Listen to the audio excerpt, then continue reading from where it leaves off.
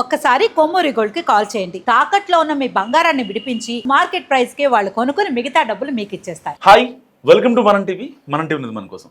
మాజీ మంత్రి అంబటి రాంబాబు పెద్ద ప్లానింగ్లో ఉన్నారా? అందుకోసం అంది వచ్చే ఏ ఒక్క అవకాశాన్ని మిస్ చేసుకోకూడదని అనుకుంటున్నారా? ప్రస్తుతం ఆయన అడుగులన్నీ ఆ దిశగానే పడుతున్నాయా? ఇటీవలి ఉమ్మడి గుంటూరు జిల్లాతో పాటు రాష్ట్ర వ్యాప్తంగా టూర్స్ పెంచడం వెనుక ఉద్దేశం ఏంటి? ఇంతకీ ఆయన ఏం చేయాలనుకుంటున్నారు? సో ఆ పెద్ద ప్లానింగ్ ఏంటి? ఏపీ పొలిటికల్ సర్కిల్లో పెద్దగా పరిచయం అక్కర్లేని పేరు అంబటి రాంబాబు.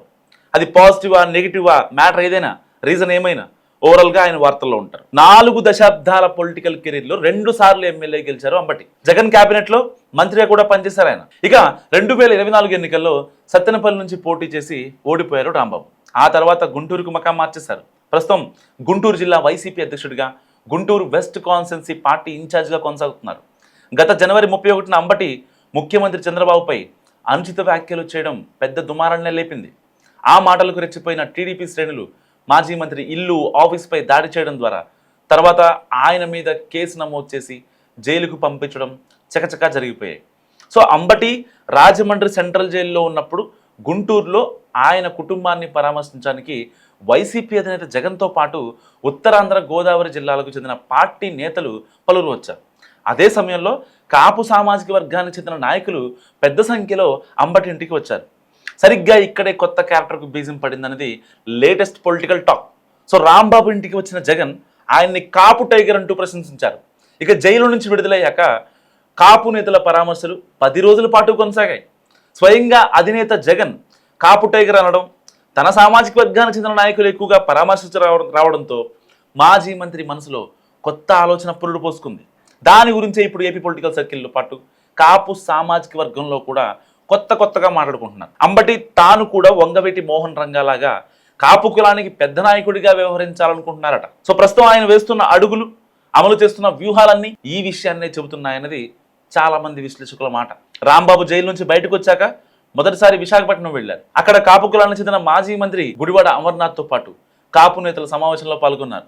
అలాగే తూర్పు, పశ్చిమ గోదావరి జిల్లాలో కూడా 2 రోజులు పర్యటించారు ఆయన. మొదటి తర్వాత తిరుమలకు వెళ్ళారు. ఆ తర్వాత కాపునాడు అభినందన సభలో పాల్గొన్నారు. అక్కడి నుంచి కాకినాడ వెళ్ళి ముద్రగడ పద్మనాభం, కురసాల కన్నబాబును కలిశారు. తర్వాత తాడేపల్లిగూడెంలో కాపు నేతల సమావేశంలో పాల్గొన్నారు. ఇలా వరుసపెట్టి కాపు నేతలతో సమావేశం నిర్వహిస్తూ తన ఇంటి మీద జరిగిన దాడి, ప్రభుత్వం పెట్టిన కేసులు, జైలుకు పంపించడం గురించి మాట్లాడారు. వెళ్ళిన ప్రతి చోట కాపు కులానికి చెందిన తనను ప్రభుత్వం టార్గెట్ చేసి మరి వేధించిందంటూ మాట్లాడుతున్నారు అంబటి. అలాగే తన ఇంటిపై దాడి చేసిన వారు కూడా ఒకే సామాజిక వర్గానికి చెందిన వారని ఆరోపిస్తున్నారు. తన ఇంటిపై దాడి చేయడానికి కేంద్ర మంత్రి పెమ్మసాని ప్లాన్ చేస్తే గుంటూరు వెస్ట్ ఎమ్మెల్యే మాధవితో పాటు ఆమె భర్త అమలు చేశారని, ఆఫీస్పై దాడి చేసిన వాళ్ళు కూడా ఒకే సామాజిక వర్గానికి చెందిన వాళ్ళంటూ తాను వెళ్ళిన చోటల్లా చెబుతున్నారు. సో కాపు కులానికి చెందిన వాడిని కాబట్టే టార్గెట్ చేసి మరి నా ఇంటిపై దాడి చేయడంతో పాటు అక్రమంగా జైలుకు పంపారంటున్నారు ఆయన. ఇదంతా చూస్తున్న పలువురు విశ్లేషకులు కాపుల సింపతి కోసం గట్టిగానే ప్రయత్నిస్తున్నారని, సో దీన్ని బేస్ చేసుకొని రాష్ట్రంలో కాపు పెద్దగా ఎదగాలనుకుంటున్నాడు కూడా చాలామంది మాట్లాడుకుంటున్నారు. సో కాపుల ప్రభావం ఎక్కువగా ఉన్న విశాఖపట్నం, ఉత్తరాంధ్ర, గోదావరి జిల్లాలో పర్యటించడం ద్వారా తనను తాను ఆ సామాజిక వర్గానికి లీడర్గా ప్రమోట్ చేసుకునే ప్రయత్నాల్లో ఉన్నారంటూ పొలిటికల్ సర్కిల్స్లో జోరుగా చర్చ జరుగుతుంది.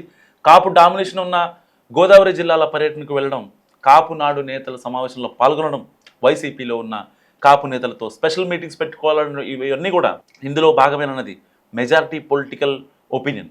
సో కానీ ఇక్కడే కాస్త తేడా మాటలు కూడా వినిపిస్తున్నాయి. ఆయన పార్టీకి ఆయన ఏదేదో ఊహించుకొని తిరుగుతున్నారు కానీ వాస్తవానికి అంత సీన్ ఉందా అంటూ సొంత గుంటూరు జిల్లాకు చెందిన వైసీపీ నాయకులు అంతర్గత సంభాషణలో కామెంట్ చేయడం కోసమేర్పు. అందుకు వాళ్ళ రీజనింగ్ వాళ్ళు చెప్తున్నారు. సో నిజంగానే అంబటికి కాపు పెద్ద అయ్యేంత స్థాయి ఉంటే ఆయన ఇంటి మీద 6 గంటల పాటు దాడి జరిగితే గుంటూరులో ఉన్న కాపులు ఎందుకు స్పందించలేదన్నది వాళ్ళకు వచ్చాను. సో ఎవరి వాదనలు, ఎవరి అభిప్రాయాలు ఎలా ఉన్నా ఓవరాల్గా అంబటి మాత్రం పెద్ద ప్లానింగ్లో ఉన్నారనేది ఆయన కదలికల్ని గమనిస్తున్న వారి విశ్లేషణ. సో ఆ ప్రయత్నాలు ఎంతవరకు సక్సెస్ అవుతాయి చూడాలి.